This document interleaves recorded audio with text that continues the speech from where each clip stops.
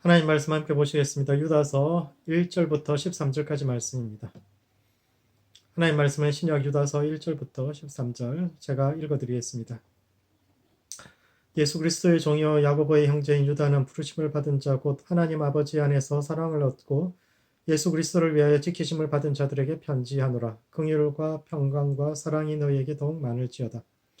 사랑하는 자들아, 우리가 일반으로 받은 구원에 관하여 내가 너희에게 편지하려는 생각이 간절하던 차에 성도에게 단번에 주신 믿음의 도를 위하여 힘써 싸우라는 편지로 너희를 권하여야 할 필요를 느꼈노니, 이는 가만히 들어온 사람 몇이 있음이라. 그들은 옛적부터 이 판결을 받기로 미리 기록된 자니 경건하지 아니하여 우리 하나님의 은혜를 도리어 방탕한 것으로 바꾸고 홀로 하나이신 주제 곧 우리 주 예수 그리스도를 부인하는 자니라. 너희가 본래 모든 사실을 알고 있으나 내가 너희로 다시 생각나게 하고자 하노라. 주께서 백성을 애굽에서 구원하여 내시고 후에 믿지 아니하는 자들을 멸하셨으며 또 자기 지위를 지키지 아니하고 자기 처소를 떠난 천사들을 큰 날의 심판까지 영원한 결박으로 흑암에 가두셨으며 소돔과 고모라와 그 이웃 도시들도 그들과 같은 행동으로 음란하며 다른 육체를 따라가다가 영원한 불의 형벌을 받음으로 거울이 되었느니라. 그러한데 꿈꾸는 이 사람들도 그와 같이 육체를 더럽히며 권위를 업신여기며 영광을 비방하는도다. 천사장 미가엘이 모세의 시체에 관하여 마귀와 다투어 변론할 때 감히 비방하는 판결을 내리지 못하고 다만 말하되 주께서 너를 꾸짖으시기를 원하노라 하였거늘 이 사람들은 무엇이든지 그 알지 못하는 것을 비방하는도다. 또 그들은 이성 없는 짐승같이 본능으로 아는 그것으로 멸망하느니라. 화 있을 진저 이 사람들이여 가인의 길에 행하였으며 삭슬 위하여 발람에 어그러진 길로 몰려갔으며 고라의 폐역을 따라 멸망을 받았도다. 그들은 기탄 없이 너희와 함께 먹으니 너희 애찬의 암초요 자기 몸만 기르는 목자요 바람에 불려가는 물 없는 구름이요 죽고 또 죽어 뿌리까지 뽑힌 열매 없는 가을 나무요 자기 수치의 거품을 뿜는 바다의 거친 물결요 영원히 예비된 캄캄한 흑암으로 돌아갈 유리하는 별들이라. 아멘. 유다서는 예수님의 동생 유다가 남긴 편지입니다. 예수님의 동생인 야고보와 유다는 예수님께서 살아계실 때는 그분을 메시아로 받아들이지 않았지만 부활 후에 그분을 믿고 예루살렘 교회의 중요한 지도자로 활동했으며 그들이 남긴 편지가 공동서신의 처음과 마지막을 차지하고 있습니다. 서신서는 크게 바울 서신과 공동서신으로 나눌 수 있는데 야고보서부터 베드로 전후 요한 1, 2, 3서 그리고 유다서의 합쳐서 이 7권을 공동서신이라고 합니다. 공동서신은 예수님의 수제자인 베드로와 요한 그리고 예수님의 동생인 야고보와 유다가 쓴 편지에 모으며 이 네 사람은 초대교회에서 가장 권위 있는 인물들이었으며 유다서는 그 공동서신의 결론인데 이 편지가 오늘을 살아가는 우리의 삶과 신앙에 던지는 의미가 무엇인지에 대해 함께 생각해 보는 시간을 갖도록 하겠습니다. 첫 번째, 신앙은 끝없는 구도와 자기 혁신의 과정입니다. 유다가 편지를 쓴 이유는 믿음의 길을 시작했지만 마치지 못하는 이들이 있기 때문입니다. 이스라엘 백성들이 애굽을 떠나올 때 장정만 60만이 넘는 수많은 사람들이 함께 출발했지만 그들 중에서 약속의 땅에 들어간 사람은 여호수아와 갈렙 두 사람뿐이었듯이 이 시대에도 많은 사람들이 믿음의 길에 들어서지만 그 길을 끝까지 가지는 못하는데 그 이유는 첫 번째, 자기 자리를 지키지 못하기 때문입니다. 6절에서 유다는 자기 자리를 벗어난 이들에 관해 말하는데 이는 창세기 6장 1절과 2절 말씀에 대한 말씀을 배경으로 하고 있습니다. 사람들이 땅 위에 번성하기 시작할 때 하나님의 아들들이 사람들의 딸들의 아름다움을 보고 자기들이 좋아하는 모든 여자를 아내로 삼았으며 그들에게서 난 이들이 고대의 용사인 네피림이라고 하는데 여기서 하나님의 아들은 천사를 뜻한다고 유대인들은 해석합니다.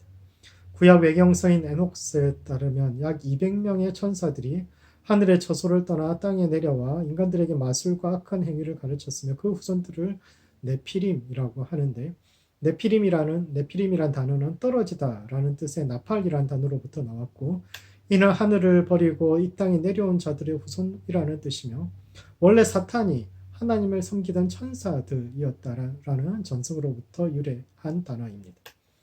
죄와 악의 근원이 되는 사탄, 이 땅에서 그 수많은 문제를 일으키고 우리에게 고통을 주는 그 근원이 되는 사탄은 처음부터 악했던 존재가 아니라 원래 하나님을 가장 가까이서 섬기던 천사들이었는데 그들이 자신들에게 주어진 자리인 하늘을 벗어나서 하나님께서 맡기신 힘과 권세를 자기 것으로 사유화해서 하나님께서 맡기신 그게 마치 자기 것인 것처럼 그렇게 사유화해서 사람들 위해 섬으로써 하나님의 반대편에 서는 자, 즉 사탄이 되고 사탄의 말 뜻이 반대편에 선 자라는 뜻인데 그런 자가 되고 말하는데 이는 영적 지도자들 역시 마찬가지입니다.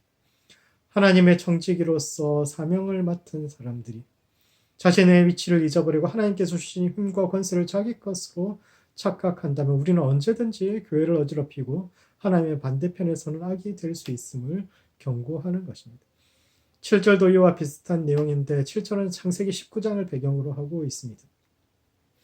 소돔과 고모라의 죄가 너무 커서 그들에 대한 원망이 하늘에 이르렀을 때 하나님께서 실태를 파악하기 위해서 이 땅에 천사들을 보내셨죠. 그래서 그들이 소돔에 있던 롯의 집에 들어갔는데 소돔 도시 사방에서 사람들이 몰려와서 롯에게 그 너희 집에 들어간 나그네를 내어놓으라고 이야기합니다. 그들은 자신들이 나그네들과 상관하겠다고 말하는데 여기서 상관하겠다는 것은 성관계를 맺겠다는 것이죠. 이는 동성애를 하겠다는 뜻일 뿐만 아니라 사실은 남자들에게 가할 수 있는 가장 큰 수치를 안겨줌으로써 그들은 무력하고 자신들은 그들 위에 있는 우월한 존재다라는 것을 드러내겠다는 뜻입니다. 그들은 롯의 집에 들어간 사람들이 자신들을 심판하기 위해 온 천상적인 존재, 하늘의 존재라는 사실은 몰랐지만 그들 앞에서 땅에 속한 자들로서 자신들이 닿을 수 없는 하늘의 힘과 권세를 탐하는 그런 모습을 보여주다가 결국은 심판받게 되죠. 이와 같이 자기를 떠난 이들, 자기 위치를 떠난 이들의 공통점이 바로 성에 탐닉한다는 것이요. 이는 힘과 권세에 대한 욕망을 드러낸다는 표현이기도 합니다. 예로부터 성에 대한 담론은 권력에 대한 담론과 떨어질 수 없는데 교회가 타락할 때마다 성적 문제가 터져 나오는 건 역시 교회가 자기 자리를 떠나서 권력화되었다는 또 다른 반증이기도 한데 초대교회 역시 그런 문제를 가지고 있었습니다. 대개 세상에서 삼처 사첩을 거느리는 이들이 그 사회에서 힘과 권세를 가진 사람들이죠. 그런데 그런 사람들이 교회에 들어와서도 자신들의 그것이 잘못되었다라고 이야기하는 것이 아니라 오히려 이것을 하나님의 축복으로 정당화하려 했기 때문에 유다는 그런 이들로부터 분리돼 그것은 잘못된 것이다. 하나님께서 한 남자에게 한 아내를 주셨기 때문에 성적인 욕망에 탐닉하는 것은 잘못된 것이다. 그런 사람들로부터 분리될 것을 요구하는데 이와 같이 이 시대에도 세상의 힘과 가치를 하나님의 축복과 동일시하려는 흐름으로부터 물러서야 합니다. 두 번째, 하나님의 자리에 앉지 말아야 합니다. 9절에서 천사장 미가엘이 모세의 시체에 관하여 마귀와 다투었다는 것 역시 유대인의 전승에 나오는 이야기입니다. 모세는 약속의 땅을 앞두고 산에 올라가서 죽었는데 마귀가 나타나서 마귀가 그때 이제 하나님께 앞에 와서 그 시신을 달라고 요구했다는 이야기가 나옵니다. 그런데 여기서 시신을 달라고 요구했다는 것은 모세의 사후세계에 대한 권한이 자신에게 있다. 즉 모세가 지옥에 가야 한다라는 뜻인데 왜냐하면 모세는 젊은 시절에 사람을 죽인 적이 있기 때문입니다. 나이 마흔에 모세는 자기 동족들을 보기 위해서 나왔다가 이집트의 공사 감독관으로부터 억울하게 매맞는 비참한 동족들의 모습을 보고 격분해서 몰래 그 감독관을 죽이고 모래에 파묻은 적이 있습니다. 비록 동족을 위해서였다고는 하지만 모세는 분명히 살인을 저질렀고 살인은 십계명 하나님의 계명에서도 금지하는 것이므로 따라서 벌을 받아야 한다는 주장인데 한편으로는 일리가 있지만 만약 그런 이유로 모세가 지옥에 가야 한다면 이 땅을 살아가는 사람 중에 천국에 갈 수 있는 사람이 몇이나 되겠습니까? 모세를 자신들의 신앙과 국가의 출발점으로 여기는 유대인들에게 있어서 이는 말도 되지 않는 주장입니다. 그러나 그럼에도 불구하고 천사장인 미가엘은 마귀를 비방하는 판결을 내리지 않았는데 왜냐하면 판단은 하나님의 영역이기 때문입니다. 미가엘이 왜 할 말이 없었겠습니까? 그에게는 충분히 반박할 말들이 있었지만 최종적인 판단을 하나님께서 하시는 것이요 그분께 맡겨드리는 것이야말로 하나님의 주권을 인정하는 것이라고 생각했기 때문에 기다린 것입니다. 이는 사람은 한계 속에 살아가는 존재에 우리의 판단은 정확하지 않기 때문에 하나님께서 판단할 때까지 기다려야 하는 것이 우리 신앙의 바른 자세인데 어떤 사람들은 자신이 완성된 존재인 것처럼 하나님의 자리에 앉아서 하나님처럼 마치 자기가 모든 것을 알고 있는 것처럼 모든 것을 재단하고 판단하는데 이와 같이 신앙을 길과 과정이 아닌 이미 얻은 것으로 여기는 자세가 우리를 오만으로 이끌 수 있음을 본문은 이야기하고 있습니다. 신앙의 본질은 길 위에 있는 것이요 구원은 완성된 어떤 상태가 아닙니다. 흔히 예수님을 믿고 주로 고백하면 구원받았다고 말하지만 엄밀히 말하자면 우리는 구원을 받은 것이 아니라 구원의 길로 들어선 것입니다.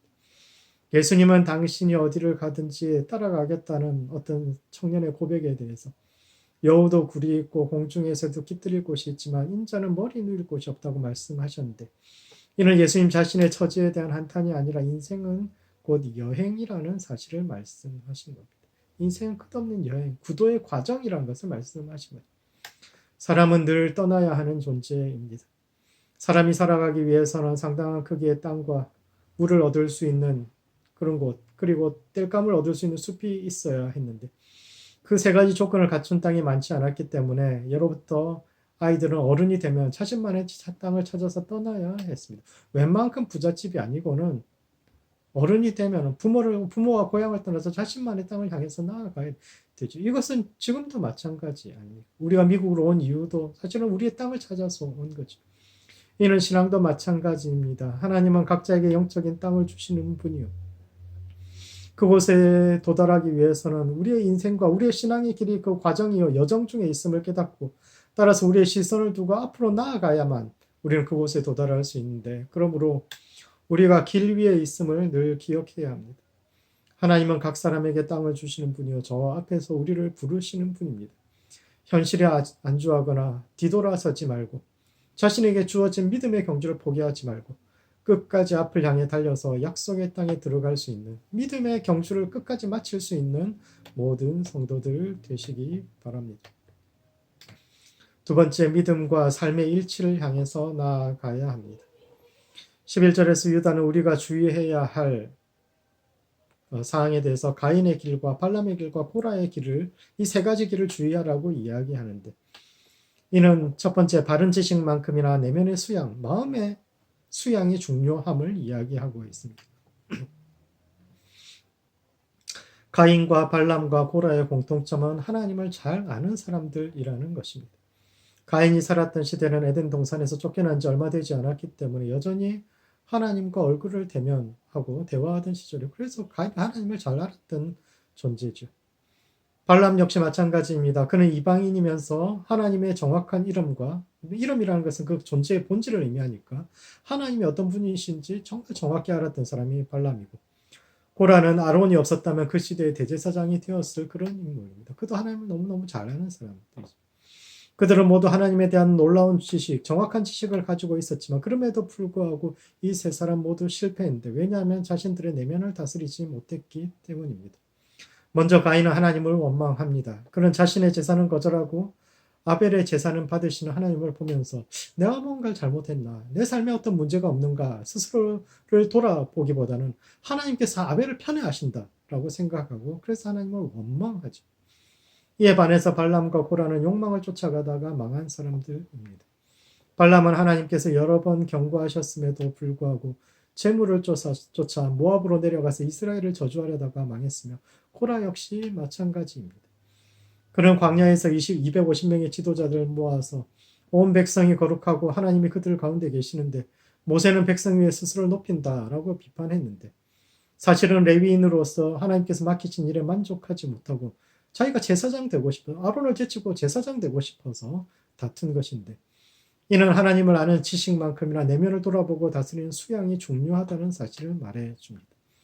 흔히 사람들은 지식이 있으면 구원받는다라고 생각합니다.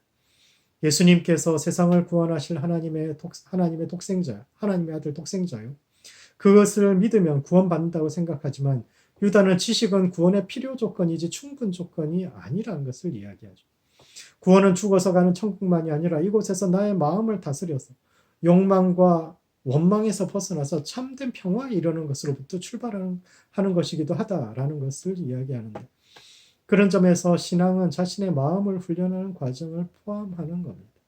신앙이라는 것은 그냥 구원받는다고 해서 어느 순간 저 천국행 티켓을 갖는 그런 것이 아니라 이곳에서 내 마음 원망과 욕망으로부터 벗어나서 하나님의 평화에 이르는 그 과정을 모두 다 포괄하고 있는 거죠. 스토아 철학자 중에 픽테투스라는 사람이 있는데 이 사람은 노예 출신입니다. 젊을 때 하도 뭐 주인한테 맞아서 결국은 뭐 한쪽 발을 저는 장애인이 된 사람이기도 하죠. 그는 노예로 살았기 때문에 평생 자유롭게 사는 그 사람의 철학 주제가 자유로운 삶이 어떤 것인가? 자유롭게 사는 것이 어떤 것인가에 대해서 깊이 생각했는데 어느 날 자신의 주인도 자기처럼 뭐 자기도 뭐 노예이기 때문에 자유롭지 못한데 자기 주인도 뭐 자유롭지 않다는 충격적인 사실을 발견하게 됩니다.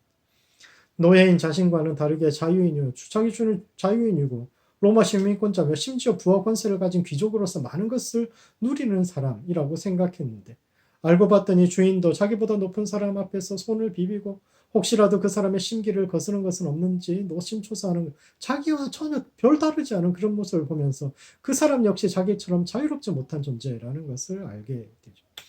그래서 그는 육체의 자유보다 중요한 것이 마음의 자유, 마음의 자유를 얻기 위해서는 노력해서 바꿀 수 있는 부분과 바꿀 수 없는 부분을 구분할 수 있는 지혜를 가져야 하며 바꿀 수 없는 부분에 대해서는 포기하고 바꿀 수 있는 부분에 집중할 때 사람은 타인에 의해 좌우되지 않고 스스로 인생을 결정할 수 있는 자유로운 삶을 살 수 있다라고 이야기했는데 이것은 유다서 역시 마찬가지입니다. 유다는 원망과 욕망을 다스리라고 말하는데 이는 자신이 닿을 수 없는 것에 대해서 더 이상 마음을 쓰지 말라는 뜻이기도 합니다. 원망은 주로 과거를 향해 있고 욕망은 미래를 향해 있는데 과거는 바꿀 수 없고 미래는 알 수 없기에 둘 다 내 손에 닿을 수 없는 부분, 내가 바꿀 수 없는 부분이죠. 그러나 현재는 지금 내 손 안에 있어서 내가 결정하는 바에 따라서 변화될 수 있는 부분입니다. 많은 사람들이 바꿀 수 없는 과거를 원망하거나 아직 오지 않은 미래를 걱정하면서 소중한 현재를 흘려보냄으로써 스스로 인생을 결정하는 것이 아니라 타자에 의해서 결정되는 종의 인생을 사는데 그런 악순환에서 벗어나서 할 수 있는 일에 집중함으로써 자기 인생의 주인이 되고 그 마음을 다스림으로써 이 땅에서 자신의 구원을 이루어가는 길을 걸어가야 합니다. 두 번째, 삶과 믿음의 일치가 어떤 것인가에 대해서 깊이 고민해 보아야 합니다. 유다서는 공동서신의 결론인데 공동서신은 바울 서신에 대한 잘못된 해석을 바로 잡으려는 의도를 가지고 있습니다. 바울 서신은 신약 성서 중 가장 먼저 문서화되어서 여러 교회에서 읽혔으며 심지어 마르시온이라는 사람은 바울 서신과 요한복음만이 정경이라고 주장하기도 했습니다. 사실 신약 성경이 탄생할 수 있었던 이유는 이 사람 때문인데 그는 구약의 하나님과 신약의 하나님이 다른 하나님이다 이렇게 주장을 했죠. 구약의 하나님은 폭력과 보복의 신이지만 예수님께서 말씀하신 하나님은 사랑과 정의의 신으로서 둘은 다르기 때문에 구약적 색채가 심한 마태복음이나 마가복음, 누가복음 그리고 다른 문서들은 읽어서는 안 되는 잘못된 책들이 오직 요한복음과 바울 서신만이 정경이라고 주장했습니다. 그들은 바울의 메시지를 자신들의 입맛에 맞추어 변형시켰는데 이러한 도전 속에서 교회는 바울의 원래 메시지를 지키면서도 균형을 잡기 위해서 기둥사도라고 불렸던 베드로와 야고보, 요한 그리고 유다의 편지를 묶어 공동서신으로 엮었으며 이를 통해서 바울 서신과 공동서신을 균형 있게 읽을 것을 우리에게 요청하고 있습니다. 바울의 사상은 사실 탁월하지요. 예수님께서 우리 신앙의 기초를 놓으셨지만 오늘날 세계적 종교로서의 기독교의 기틀을 다진 인물은 바울입니다. 그는 예수님의 사상을 세계화했고 인종과 계층과 신분의 차이를 뛰어넘는 보편적인 진리로서 또 그에 따른 실천적인 모임으로서 교회를 만들어낸 사람입니다. 세계적인 교회는 결국 바울의 손에서 탄생한 거죠. 그러나 바울의 이론 역시 한계와 위험성을 가지고 있는데 기독교의 독자적인 정체성을 확립하기 위해 유대 전통과 단절함으로써 오랜 역사와 전통 속에서 다양한 성경 해석에 접근할 수 있는 길을 막았으며 율법과 전통으로부터 자유로운 신앙에 대한 강조는 종종 세상 기준으로 보아도 지나치게 자유로운 좀 문제적인 집단을 탄생시키기도 했으며 지나치게 급진적인 이론으로 말미암아 그의 사후 교회가 급격하게 보수화하는 반동을 경험하기도 합니다. 물론 이 모든 문제가 바울의 탓이라고 할 수는 없죠. 바울을 잘못 해석한 이들, 그들을 오해하거나 또는 자기 입맛에 맞춰서 마음껏 해석했던 잘못된 이단들 탓이기는 하지만 그럼에도 불구하고 교회는 사도적인 권위를 가진 그런 상황 속에서 사도적 권위를 가진 또 다른 서신들을 통해서 행위와 믿음의 균형을 이야기합니다. 바울 서신 자체가 너무 믿음에 집중되어 있기 때문에 혹시 행위와의 균형을 잃을까 봐 이야기하고 있는 거죠. 야고보서가 공동서신의 서론으로서 행위 없는 믿음이 죽은 믿음임을 강조했다면 유다는 결론으로서 균형을 이야기하고 있습니다.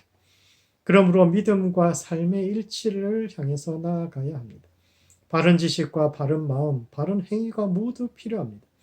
예수 믿는 사람들이 말만 잘하는 위선자로 비춰지는 이 시대에 바른 지식과 더불어 바른 삶으로서 세상의 빛과 참된 빛과 소금이 되는 모든 성도들 되시기 바랍니다. 말씀을 정리하겠습니다. 유다서는 공동서신의 결론이자 바울서신을 포함한 서신서 전체의 결론으로서 첫 번째 구도의 길과 자기 혁신의 과정으로서의 신앙에 대해 이야기합니다. 인생과 신앙은 길 위에 서 있는 것입니다. 하나님은 저 앞에서 우리에게 약속의 땅을 준비하고 계신데 그곳에 닿을 때까지 현실에 안주하거나 포기하지 않고 자기 자리를 지키며 앞으로 나아가는 앞으로 저 높은 곳을 향해서 나아가는 모든 성도들 되시기 바랍니다. 두 번째, 마음을 다스려 믿음과 삶의 일치에 이르러야 합니다. 하나님에 대한 바른 지식만이 아니라 바른 수양과 바른 삶 역시 구원을 위해서 필요한데 위선의 시대에 참된 빛과 소금의 삶을 추구하는 모든 성도들 되시기 바랍니다. 기도하시겠습니다. 기도하실 땐 구도의 길을 계속 걸어가는 성도들 될 수 있도록 우리 자신을 위해서 기도합시다. 우리의 시선을 계속 하늘에 두고 저 높은 곳을 바라보면서 자신에게 주어진 길을 포기하지 않고 하나님을 추구하면서 자신의 약속의 땅을 향해서 나아갈 수 있도록 우리 자신을 위해서 기도하시고 두 번째, 세상의 빛과 소금 되는 교회 될 수 있도록 기도합시다. 바른 지식만이 아니라 바른 수양과 바른 삶으로 낮은 곳으로 임하며 참된 빛과 소금으로 거듭나는 교회 될 수 있도록 우리 자신과 형제들과 교회를 위해서 함께 기도하시겠습니다.